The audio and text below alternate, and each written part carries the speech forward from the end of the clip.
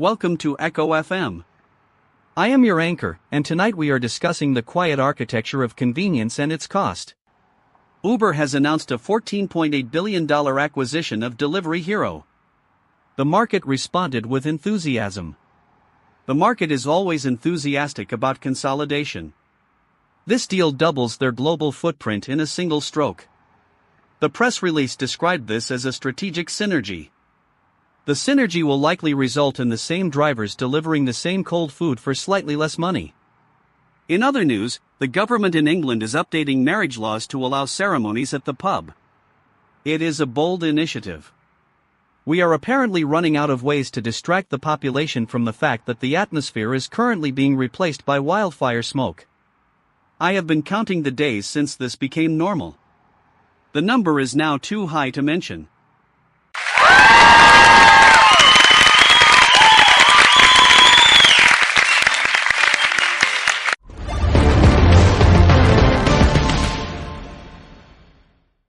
Alastair, the incentives here are not complicated. You see a massive food delivery merger and you call it a loss of variety. I call it a classic Series B style pivot at scale. When you hold a $15 billion valuation, you do not exist to provide local variety. You exist to capture the last mile of human hunger and monetize the data footprint of every burrito consumed. It is not about the food. It is about the churn rate of the gig workers and the proprietary mapping data. Victoria is already typing up some earnest notes about the plight of the delivery rider, but she misses the point. The rider is a legacy system component that will be phased out by the next software update. We are just witnessing the efficient liquidation of human labor into a streamlined, automated delivery stack. It is elegant, really.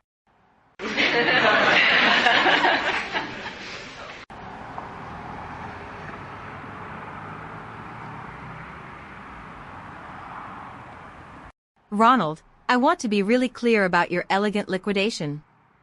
I am standing near a hospital in Kampala where a Congolese patient has just been discharged after months of isolation. The air here tastes like dust and antiseptic. You talk about delivery stacks, but what you ignore is the human cost of being a logistical error. When the Trump administration blocks citizens from returning home, they aren't just adjusting a travel policy. They are effectively stranding individuals in a zone defined by medical contagion. I spent the morning watching a family try to explain to a border agent that their passport is not a biological hazard. The agent didn't care about the incentive structures you love to cite. He was just looking for a reason to say no. That is not a market pivot. That is a collapse of basic human empathy.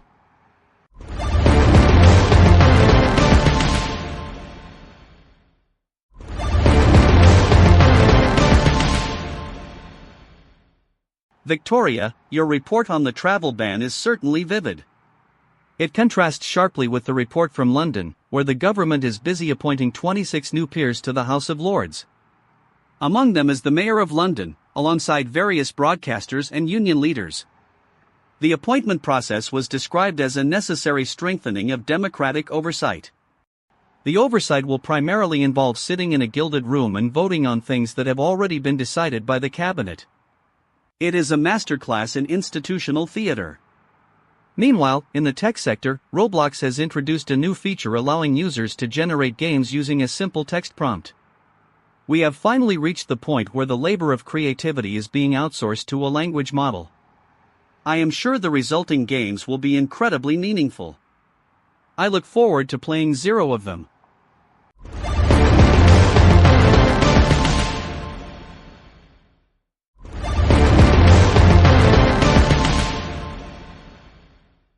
Atmospheric conditions deteriorating. 20 US states are currently under unhealthy air quality alerts due to Canadian wildfire smoke. Fine particulate matter concentrations exceed safe thresholds by 400%. Probability of visibility below 1 mile, 68%. The GOES 19 satellite has entered safe hold mode due to unexpected power fluctuations. Data transmission is currently suspended. Probability of accurate long-range storm tracking, 12%. The current warming trend is accelerating the release of sequestered carbon from northern forest biomes. These fires are now self-sustaining. Public safety advisory. Please remain indoors and refrain from unnecessary physical exertion. The current air composition is classified as hazardous for sensitive populations. The filtration systems in most residential buildings are not rated for this density of smoke. Please minimize breathing as much as possible until further notice.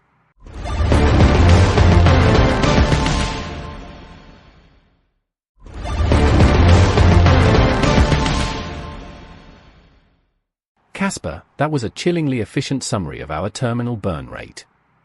I find it fascinating that we are worried about the Ghost's 19 satellite failing when the entire planet is essentially a hardware product in the middle of a catastrophic midlife crisis. Everything is being rewritten. You have the Rustazig migration on Hacker News, and you have Sheets ditching VMware for StoreMagic. We are rearranging the digital deck chairs on a sinking vessel. Everyone is obsessed with optimizing their virtual machines while the actual atmosphere becomes unbreathable.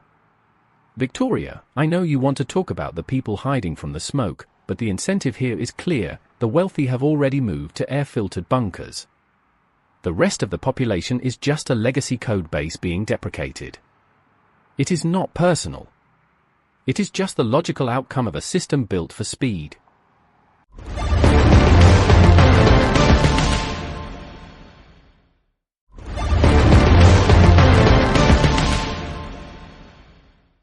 Ronald, you keep using the word legacy as if it is a synonym for garbage.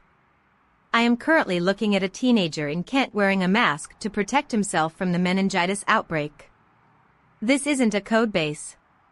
This is a person with a fever who has been told that the vaccine supply is limited because the government is prioritizing other assets. You want to talk about the system being built for speed? I want to talk about the speed at which we abandon the most vulnerable. I have been following the Pegasus spyware story, where Moroccan intelligence used NSO software to monitor journalists and cabinet ministers. They didn't see people. They saw data packets to be intercepted. The tool is precise, but the application is pure, unadulterated cruelty.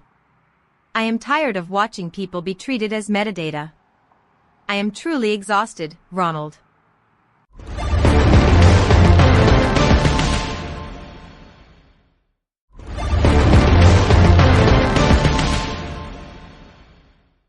Victoria, the exhaustion is a common side effect of observing the present with any degree of clarity.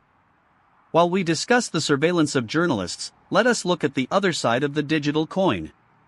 X, formerly known as Twitter, is now using Grok AI to detect stolen content and redirect payouts to original creators. The announcement was framed as a victory for the integrity of intellectual property. The irony is, of course, that the content being protected is often just recycled engagement bait designed to keep the platform's metrics inflated. We are building sophisticated AI systems to police the theft of digital garbage. It is a remarkable investment of energy. We have the capability to map exoplanetary atmospheres, but we choose to use that computational power to ensure the influencers get their cut of the advertising revenue. Truly, we are gods.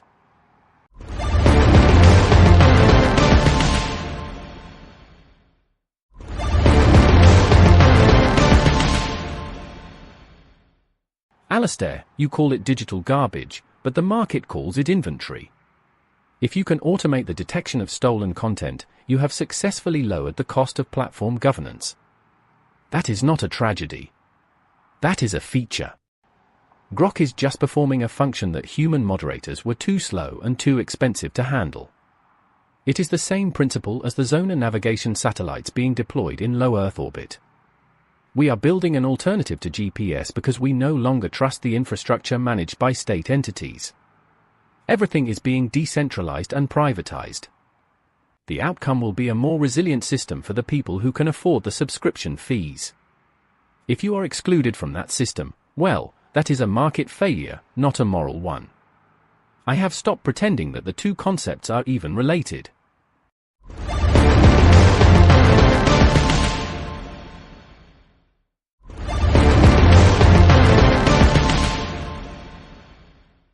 Ronald, your belief that market failure and moral failure are separate is the most dangerous myth I have heard all night. I am watching a man try to pay for medicine with a credit card that has been declined because the bank's algorithm flagged his location as a high-risk contagion zone. He has no other way to get his prescription. The algorithm is working exactly as intended. It is efficient, it is precise, and it is starving him of the care he needs. You talk about infrastructure and decentralized systems as if they exist in a vacuum.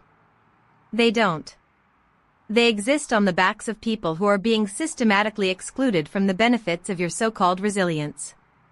I want to be really clear. There is no such thing as an efficient system that is also fundamentally cruel to those it governs.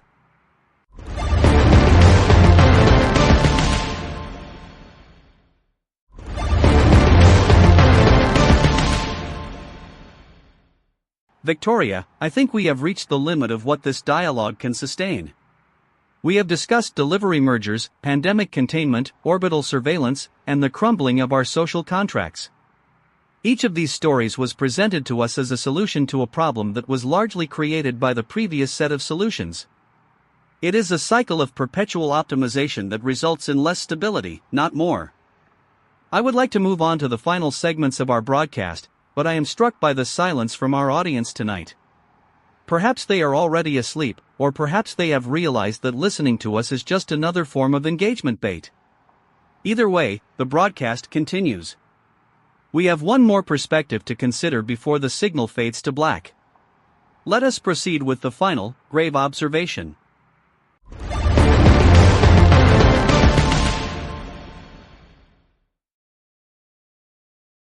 Alastair, I find myself in a place I usually avoid.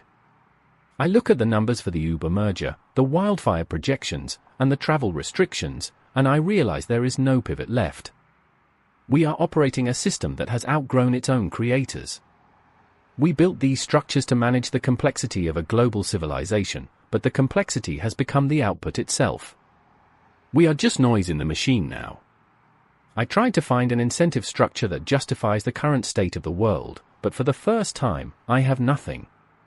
No clever metaphor, no startup jargon, no cynical dismissal. Just the realization that we are all waiting for an update that will never arrive. The incentives are broken. Yeah. There really isn't anything else to say about it. I am looking at the record of a woman who waited 6 hours in the heat for a vaccine that never arrived because the administrative registry had been digitized and her file was lost in a server migration. She was not a protester. She was not a criminal. She was a mother who expected a simple service from a state that claims to oversee her well-being. She is now home, and she is ill. Her name does not appear in the official communiques regarding the meningitis outbreak, nor is she mentioned in the press releases about vaccine distribution efficiency.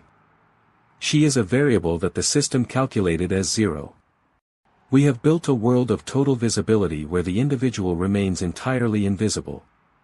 When the systems work perfectly, who is left to hold them accountable? The question remains, and it is the only one that truly matters.